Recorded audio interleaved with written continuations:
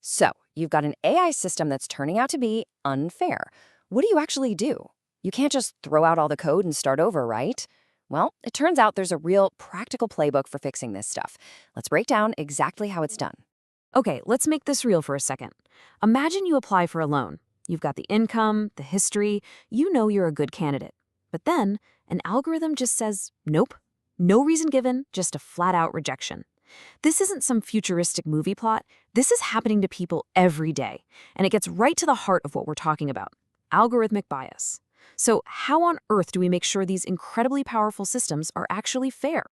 And here's the thing you've got to understand. This kind of bias isn't some rare software bug you can just patch and forget. Not at all. It's more like a hidden flaw in the foundation of a building. It's baked right into the data we use to train these AIs. It's hiding there, and usually by the time we spot it, real people have already been harmed, their opportunities, their lives already impacted. That's why just winging it is not an option. We need a solid plan. And this is that plan. It's called the bias mitigation lifecycle. I want you to think of it like a 4-stage journey. First, we fix the data before anything gets built. Then we build fairness directly into the model while it's learning. After that, we adjust the final decision it spits out. And wrapping around this whole thing is the most important part of all: human oversight. Let's dive into stage 1. First up, fixing the data. This is what we call pre-processing. And honestly, it's all about getting your ingredients right. Because let's be real, if you start with rotten ingredients, you're going to end up with a pretty nasty dish, right? It's the same thing here. Biased data in, biased AI out, every single time. So this is where we clean up the mess at the source. So what does cleaning up the mess actually look like in practice? Well, pre-processing means we're actively going in and changing the data before the AI ever sees it. We might be rebalancing things, giving a louder voice to groups that were underrepresented, or we could reweigh certain pieces of information, basically telling the model, hey, this part is super important, pay more attention to it. Let me give you a perfect real-world example of this. So there's this big university, and they decide to modernize. They bring in an automated admissions system to handle applications.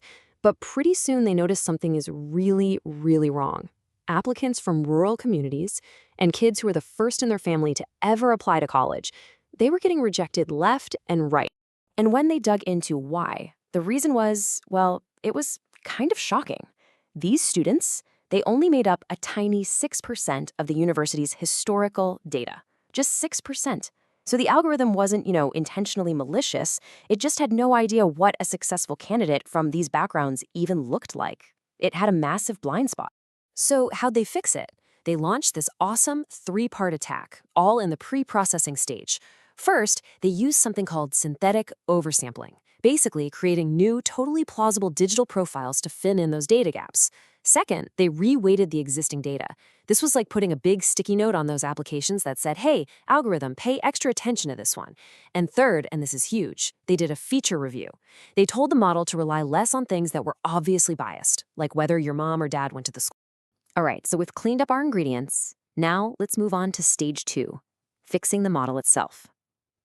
If pre-processing was about the ingredients, this next stage, called in-processing, is all about changing the recipe. And in-processing is really, really cool.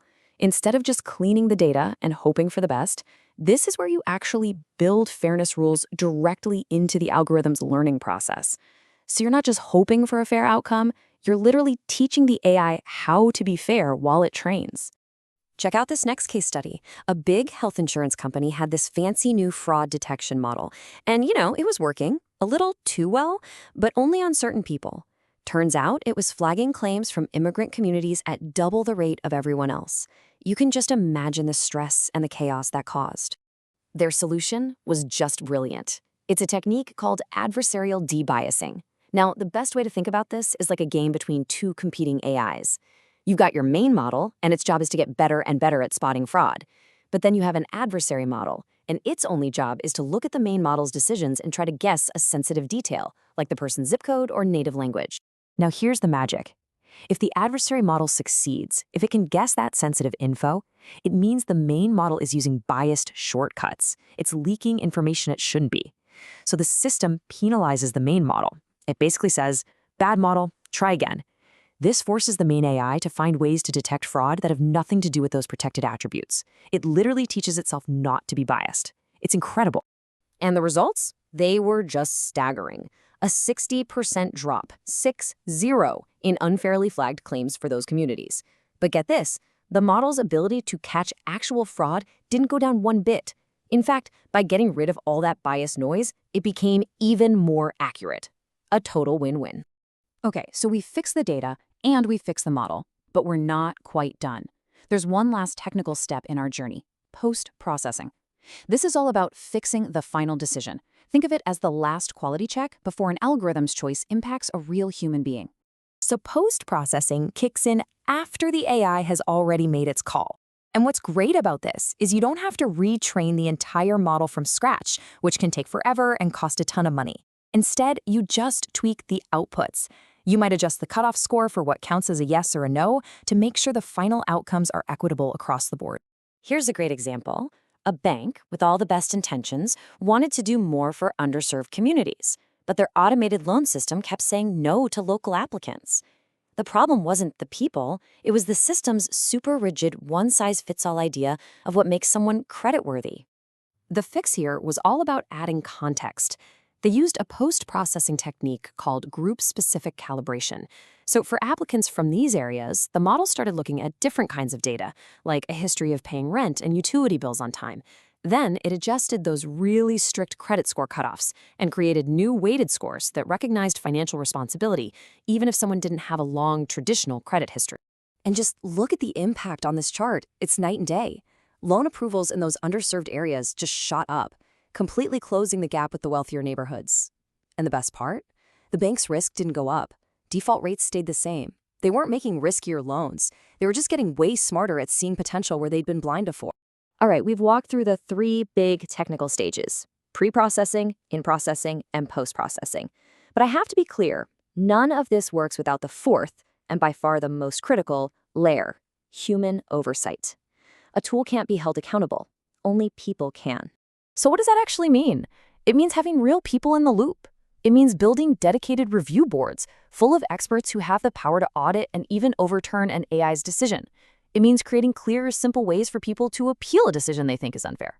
And maybe most importantly, it means constantly talking with the communities these systems affect, not just talking about them. There was this great case study about hiring for emergency services, and a line from it just says it all perfectly. Mitigation is most effective as an iterative, multi-stakeholder process.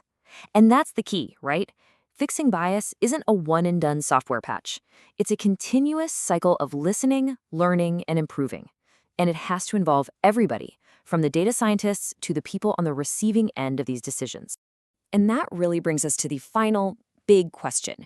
We've seen that the tech itself can be fixed. We have the tools, we have the methods, but the much bigger challenge isn't technical, it's human. Who is actually responsible for making sure these systems stay fair for good? Is it the company? The government? Us? That's the conversation we all need to be a part of. Thanks for joining me.